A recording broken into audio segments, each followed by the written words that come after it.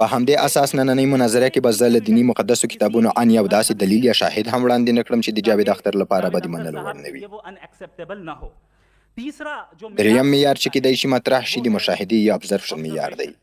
یعنې که یو څوک ووایي چې که خدای وجود لري نو راته ویې ښیه، یا د خدای د وجود لپاره تجربي شواهد وړاندې کړه. په حقیقت کې دا د ناسم ابراز کارونه ده. دا داسې ده لکه جناب جاوید چې له ما څخه وغواړي چې جناب مفتي تاسو د فلز موندونکو له لارو پلاستیک کشف کړئ. اوس چې پلاستیک نه موندل کیږي نو آیا دا په دې معنی ده چې پلاستیک وجود نه لري؟ هیڅ کله نه، بلکې تاسو له ناسم ابراز څخه استفاده کړې، ځکه په دې ابراز پلاستیک نه پیدا کیږي. له همدې امله زه په دې عقیده یم چې د خدای د وجود د اثبات لپاره پر تجربي شواهدو اتکا کول ماشومانه غوښتنه ده، او زموږ محترم ښاغلی جاوید اختر له دې مقامه ډېر مخکې تللی دی. اوس یوازې یو معیار پاتې کیږي او هغه د عقل، منطق او استدلال معیار.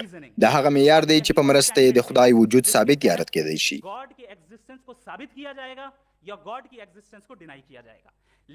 خو دا چې دا موضوع ډیره مهمه او حساسه ده، په همدې اساس منطقي استدلال باید قطعي او نهایي وي، نه غیر منطقي.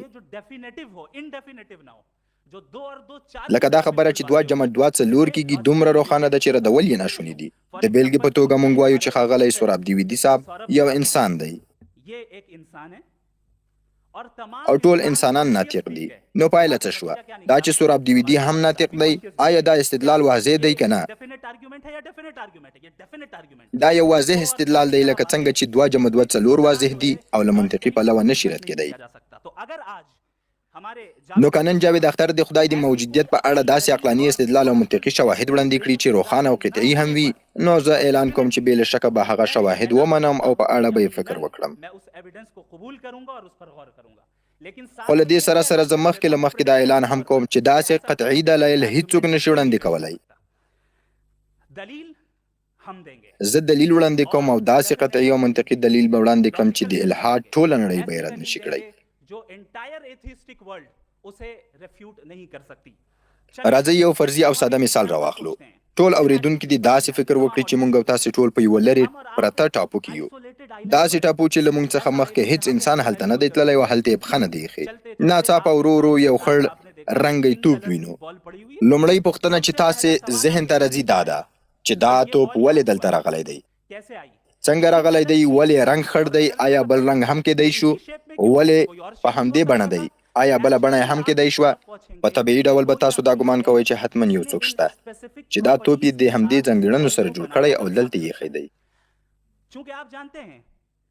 ځکه تاسو پوهیږئ چې د دې توپ شتون دلته ضروري نه و. کیدی شو موجود وای او کیدی شوی چې موجود نه وای. که موجود وای کیدی شوی چې په بله بڼه وای او یا په بل رنګ وای. اوس دا توپ غټ کړئ، لا یې غټ کړئ، ښه یې غټ کړئ تر هغې چې د نړۍ یعنې کائناتو په اندازه شي. ووایاست آیا د اندازې په زیاتېدو سره پوښتنه بدلیږي؟ یقینا داسې نه ده. هماغه پوښتنه بیا هم په خپل ځای پاتې کیږي. دا نړۍ له کومه راغله؟ له خپلو ځانګړو صفتونو سره له کومه شوه؟ ولې راغله؟ چا پیدا کړه؟ دا پوښتنې په هغه حالت کې هم خپل اعتبار ساتي. خو که موږ دا پوښتنه له ښاغلي جاوید اختر څخه وکړو، ځکه چې د هغې نړۍ لید الحادي دی او مقصد مې یوازې دی نه دی بلکې ټول هغه کسان چې ملحدان دي او الحادي نړۍ لید لري، نو که ترې وپوښتل شي چې دا نړۍ له کومه راغله، د هغوی جواب به یا د ناپوهۍ له مخې وي یا د تعصب له مخې، او یا که ووایي زه نه پوهېږم چې دا له کومه راغلې ده، په همدې اساس خدای وجود نه لري، دا جواب د ناپوهۍ له مخې دی. یا به ووایي چې دا نړۍ په خپله او له کوم خالق پرته رامنځته شوې ده. د دې معنا دا ده چې هغه توپ به هم په خپله رامنځته شوی وي، خو د توپ په اړه دا توجیه نه مني. نه دا قبلوي چې توپ دې په خپله رامنځته شوی وي، خو د نړۍ په اړه یې مني او دې ته په بله وینا ډوګما هم ویلی شو. دویم ټکی دا دی چې ښاغلی جاوید اختر به یقینا خدای په خلاو یا ګاډ اف د ګبس مثال راوړي او وایي به چې په پخوانیو زمانو کې به چې کله تندر او برېښنا رامنځته کېدل، خلکو به دا کار یو خدای ته منسوبوه، او کله به چې باران ورېدو نو باران به یې د بل خدای ته منسوبوه، خو د منسوبولو لپاره به یې هېڅ دلیل نه درلود. دا زموږ نړۍ لید نه دی. د طبیعي پدیدو د بهیر پیژندنه د خدای د نشتون دلیل نه ګرځي. انشاءالله زه به وروسته د دې خبرې په اړه په تفصیل خبرې وکړم. تاسو به دا هم ووینئ او زه یې تمه هم لرم چې ښاغلی جاوید اختر به یقینا احساساتي دلایل وړاندې کوي چې دا یو منطقي مبالغه بلل کیږي. خو ولې؟ ځکه د حقیقت په اړه پرېکړه د احساساتو پر بنسټ نه کیږي. د بیلګې په توګه هغه وایي که خدای شته نو بیا ولې شر شته؟ حال دا چې زه وایم د شر شتون د خدای د وجود دلیل دی، نه د هغه پر خلاف. ځکه که خدای شته نو موږ ټول د هغه په وړاندې مسؤل یو، او که موږ مسؤل یو نو د شر شتون اړین دی، ځکه له شر پرته مسؤلیت معنا نه لري. او که موږ مسؤل نه یو نو بیا زه له ښاغلي جاوید اختر څخه پوښتنه کوم، تاسو ووایئ په دې نړۍ کې ولې رنځ او درد شتون لري؟ که خدای نه وي نو بیا ولې رنځ شتون لري؟ او همدارنګه هغه کسان چې له رنځ وروسته په هغوی کې د غچ اخیستلو احساس پیدا شوی خو له غچ اخیستلو پرته له دې نړۍ څخه تللي دي، آیا د هغوی ټول رنځونه به ضایع کیږي؟ بیرته د توپ مثال ته راځو. که څوک له ما وپوښتي چې دا توپ چا جوړ کړی دی یا دا پراخ شوی توپ یعنی دا نړۍ چا رامنځته کړې ده، نو زه یې په جواب کې وایم دا عالم د دې عالم ټول موجودیات ممکن الوجود دي، یعنی په خپل وجود کې یو بل څه ته محتاج دي. نو ښکاره ده چې دا عالم محتاج او ممکن الوجود دی. او که څوک ووایي چې یو شی ممکن الوجود نه دی نو زه غوښتنه کوم چې ماته یې وښایي په دې نړۍ کې کوم داسې شی دی چې ممکن الوجود نه دی چې موږ یې هم په اړه فکر او څېړنه وکړو. کله چې ممکن الوجود شیان موجود وي نو د فلسفو د اصلاح له مخې موږ یو داسې هستۍ ته رسیږو چې هغې ته واجب الوجود ویل کیږي.